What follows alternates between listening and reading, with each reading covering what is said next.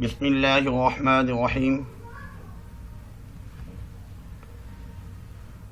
دنیا کے ستم یاد نہ اپنی ہی وفا یاد، اب مجھ کو نہیں کچھ بھی محبت کے سوا یاد۔ اشعار کی تشریح کی جائے گی انشاءاللہ۔ یہ غزل ہے جگر مراد آبادی کی، ان کا تعارف شاعر بھی ہوگا انشاءاللہ اس لیکچر میں۔ گلدار اردو سیکنڈ ایئر، سر نوید خالد۔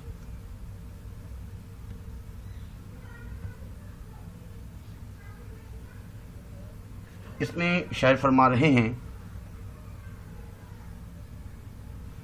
دنیا کے ستم یاد نہ اپنی ہی وفا یاد، اب مجھ کو نہیں کچھ بھی محبت کے سوا یاد۔ سب سے پہلے حوالہ شاعر لکھنا ہوتا ہے۔ یہ شعر ہماری درسی کتاب کی غزل سے لیا گیا ہے، اور اس غزل کے شاعر کا نام جگر مراد آبادی ہے، اور یہ غزل کلیات جگر سے ماخوذ ہے۔ اس کے بعد تعارف شاعر۔ تعارف شاعر میں لکھیں گے، جگر مراد آبادی کا اصل نام جو ہے علی سکندر، اور جگر ان کا تخلص ہے۔ انڈیا میں مراد آباد اس میں پیدا ہوئے، اس لیے ان کی نسبت مراد آبادی ہے۔ اردو کے مشہور شاعر گزرے ہیں۔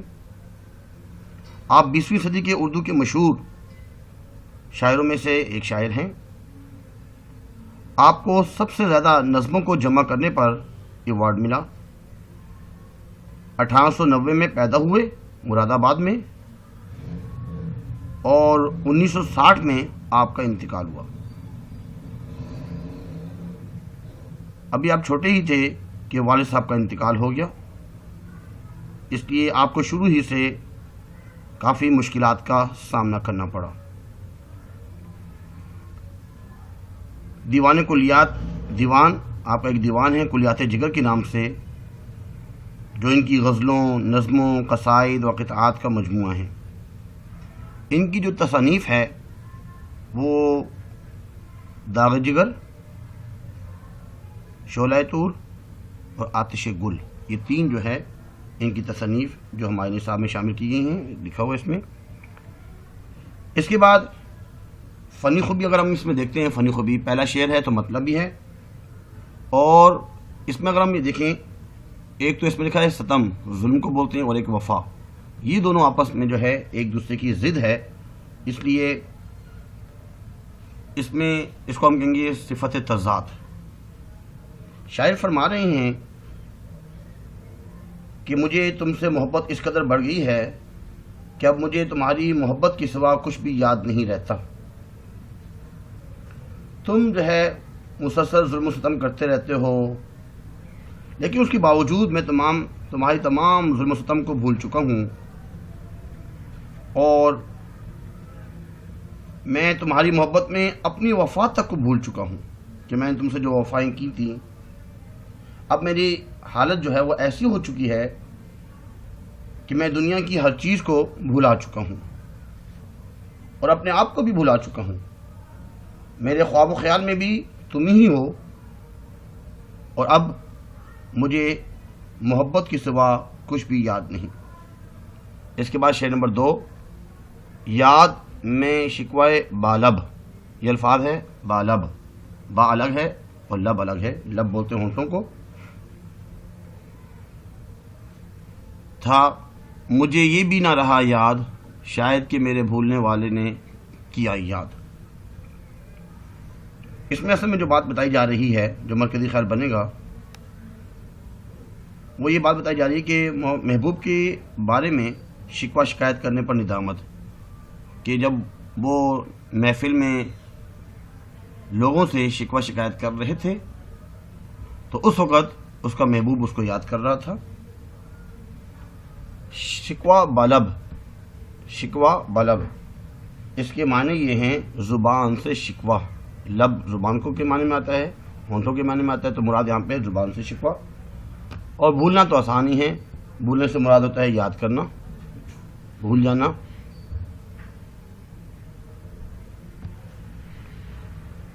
اس میں شاعری فرما رہے ہیں اور ندامت کا اظہار بھی کر رہے ہیں کہ میرا محبوب جو ہے وہ مجھے بھلا بیٹھا تھا، وہ مجھ سے بالکل ہی ناراض ہو چکا تھا، اس کے باوجود اس نے اسی محفل میں مجھے یاد کیا جب میں اس کے بارے میں شکوہ شکایت کر رہا تھا، میں شکوہ شکایت میں مصروف تھا اور مجھے یاد کر رہا تھا، اور مجھے یہ بھی یاد نہ رہا کہ محفل میں میرا محبوب مجھے یاد کر رہا ہے، میں اپنے گلے شکوے میں مصروف تھا اور میں یہ بھی سن نہ سکا کہ میرا محبوب مجھے یاد کر رہا ہے، میں نے سنا بھی نہیں۔ امید ہے کہ میرا چینل آپ نے سبسکرائب کر لیا ہوگا، اگر نہیں کیا برائے مہربانی سب سے پہلے جو نیچے سبسکرائب لکھا ہوا ہے اس کو سبسکرائب کی دیجیے، کیونکہ سیکنڈری کی جو ہے بکس آپ کو پی ایس ٹی اور اردو، ایسے جب آپ بی ایس سی کریں گے یا بی کام وغیرہ جو کرتے ہیں 3rd year 4th year degree classes میں، اس میں بھی اردو اسلامیات اور پی ایس ٹی کی تمام لیکچرز موجود ہیں، تو انشاءاللہ اس میں بھی کام آئیں گے، تو لازمی سبسکرائب کیجیے اور لائک بھی کیجیے، شیئر جو ہے نا دوسروں کو شیئر بھی کیجیے۔ اس کے بعد اگلا شعر ہے، کیا جانیے کیا ہوگا ارباب جنون کو، کیا جانیے کیا ہو گیا ارباب جنون کو، مرنے کی ادا یاد نہ جینے کی ادا یاد۔ اس میں بات بتائی جا رہی ہے کہ آج کل کے جتنے بھی مجنون ہیں، دیوانے ہیں محبت میں، یا جو عشق کرنے والے ہیں عشاق، ان کا تذکرہ کیا جا رہا ہے، اور فنی خوبی جو ہے نا اگر اس میں دیکھیں تو صفت تضاد ہے، اس میں مرنا اور جینا، نہ مرنا یاد ہے نہ جینا، مرنا اور جینا جو ہے یہ تضاد ہے، ضد ہے پائی جا رہی ہے اس میں۔ شاعر فرما رہے ہیں کہ آج کل کے جتنے بھی عشاق ہیں، جتنے بھی مجنون دیوانے ہیں محبت میں، ارباب جنون ہیں،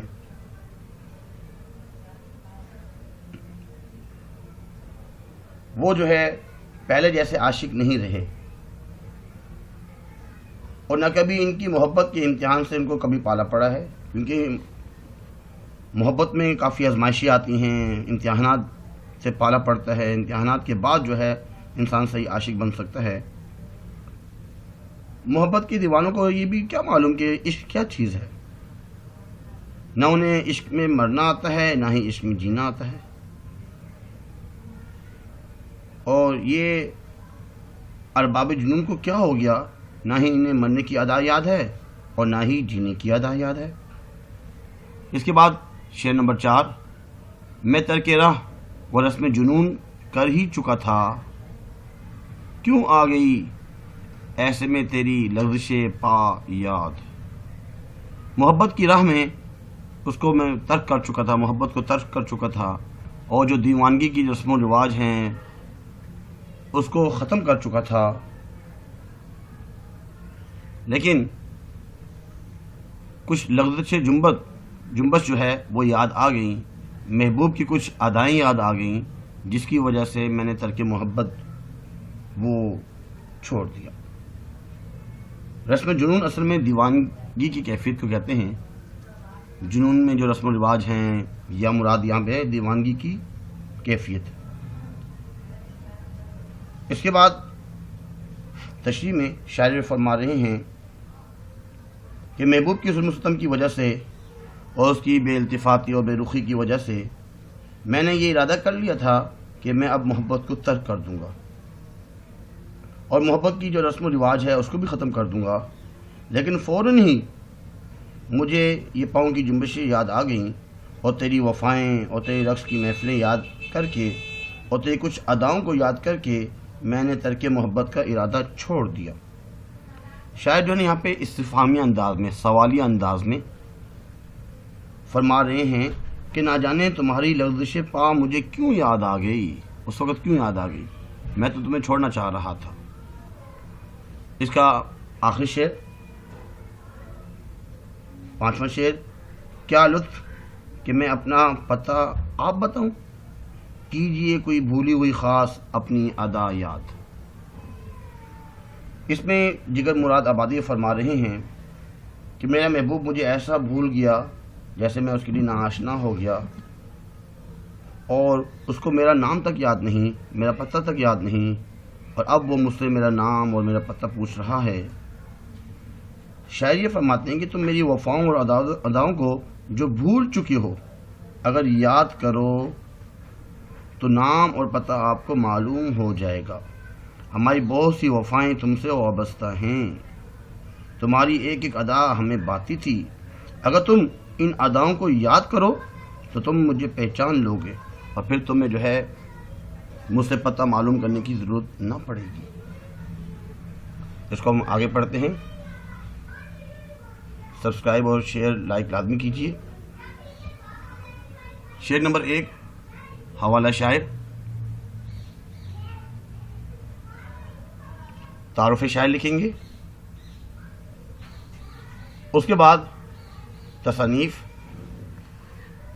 اگر ہو سکے تو مرکزی خیال کہ اس شعر میں کیا کہنا چاہ رہے ہیں، نثری ترجمہ بھی کہہ سکتے ہیں اس کو، اس پوری تشریح کو جو ہے ایک لائن میں آدھی لائن میں بیان کرنا ہوتا ہے کہ اس میں کس چیز کا تذکرہ یا کس چیز کا بیان کیا جا رہا ہے، فنی خوبی، اس کے بعد الفاظ کے معنی، تشریح، آخر میں مماثل شعر۔ کچھ ان کی جفا ان کا ستم یاد نہیں ہے، غمگین ہوں لیکن کوئی غم یاد نہیں ہے۔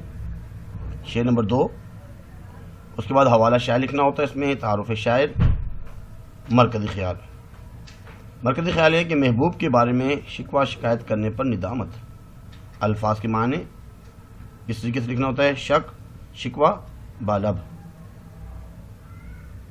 شکوہ بالب، یعنی ہونٹوں کے ذریعے، لب کے ذریعے، زبان کے ذریعے، زبان سے شکوہ شکایت، زبان سے شکوہ۔ بھولنا یاد کرنے سے مراد یہاں پہ، تشریح، اور آخر میں مماثل شعر۔ شکوہ بالب، وہ رند ہیں ساقی آج بھی تیرے میخانے میں، تشنہ دہن بیٹھے ہیں لیکن عرض طلب بے باک نہیں ہے۔ اس کے بعد شعر نمبر 3، اس کا حوالہ شاعر، تعارف شاعر، مرکزی خیال اور فنی خوبی۔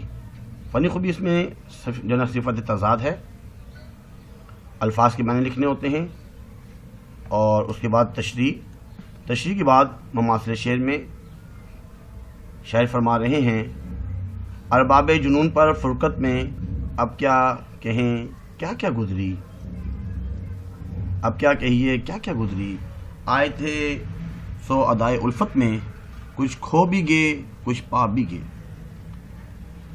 اس کے بعد شعر نمبر 4، حوالہ شاعر، تعارف شاعر اور مرکزی خیال میں لکھیں گے، محبوب کی یاد نے ترک محبت کو روک دیا، اس کا تذکرہ ہے اس میں۔